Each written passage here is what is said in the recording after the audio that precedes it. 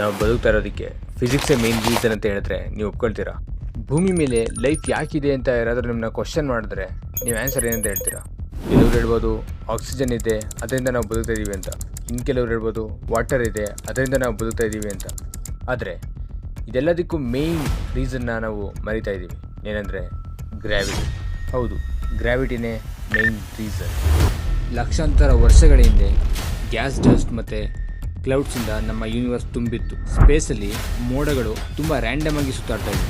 ಹೀಗೆ ತುಂಬ ವರ್ಷಗಳ ಕಾಲ ಇರಲಿಲ್ಲ. ಅವುಗಳ ಮಧ್ಯೆ ಗ್ರಾವಿಟಿ ಸ್ಟಾರ್ಟ್ ಆಗಿ ಅದೇ ಗ್ರಾವಿಟಿಯಿಂದ ತುಂಬ ಡಸ್ಟ್ ಪಾರ್ಟಿಕಲ್ಸ್ ಸೇರೋಕ್ಕೆ ಸ್ಟಾರ್ಟ್ ಆಯಿತು.